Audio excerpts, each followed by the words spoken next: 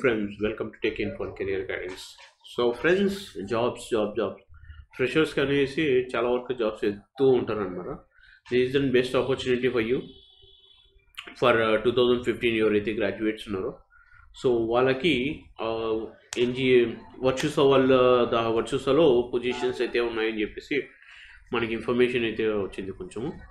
So ఇప్పుడు మీరు చూసుకున్నారు అనుకోండి, ఇది graduates students who is graduating 2025లో ఎవరైతే గ్రాడ్యుయేట్స్ అవుతున్నారో వాళ్ళందరికీ కూడా ఒక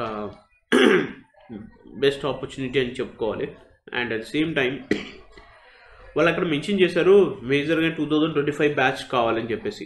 ఓకే, అండ్ లొకేషన్స్ వచ్చేసి కంప్లీట్గా Chennai, Hyderabad, Bengaluru and other training locations ఉన్నాయి.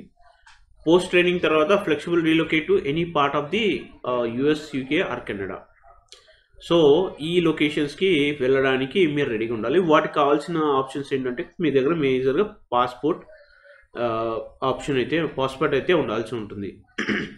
సో మీ దగ్గర పాస్పోర్ట్ ఆల్రెడీ ఉండి, ఓకే, మీరు ఆల్రెడీ అప్లై చేసుకునేసి మీ దగ్గర పాస్పోర్ట్ ఉంటే ఏ లొకేషన్స్కి యూఎస్, యూకే ఆర్ కెనడాకి మీరు రీలొకేట్ అవ్వగలను అనుకున్న వాళ్ళు సో ఇది ఒక best option to you. So at the same time ఏంటంటే కనుక మీరు ఇక్కడ చూసారనుకోండి ఎవరు ఎలిజిబిలిటీ ఉన్నారు ఇక్కడ, BE, BTech, ME, MTech and MCA any streams అయినా పర్లేదు. క్యాండిడేట్స్ ఏంటంటే కనుక సిటిజన్షిప్ అయితే ఉండాలి, or a passport or permanent residency in US, UK are Canada. అంటే మనం ఇది ఇక్కడేమో ఇండియాలో ట్రైనింగ్ ఇస్తాము, అక్కడ కావాలంటున్నారండి. బట్ ఏంటంటే కనుక ఆఫ్టర్ ట్రైనింగ్కి తర్వాత మీరు అక్కడ రీలొకేట్ అవ్వాలని చెప్తున్నారు. ఓకే, సో అకాడమిక్ ఓవరాల్గా తీసుకుంటే మాత్రము మీకు 60% ఎవరికైతే అయితే ఉంటుందో వాళ్ళే ఎలిజిబిలిటీ ఉంది వితౌట్ బ్యాక్లాగ్స్. సో బ్యాక్లాగ్స్ ఉండి మీరు పాస్ అయ్యేసి 60% వచ్చింది అంటే కనుక mostly you are not eligible for this position. But no backlogs లేని వాళ్ళకి మాత్రమే ఈ పొజిషన్ అనేది వాళ్ళు స్పెసిఫిక్గా మెన్షన్ చేశారు అక్కడ.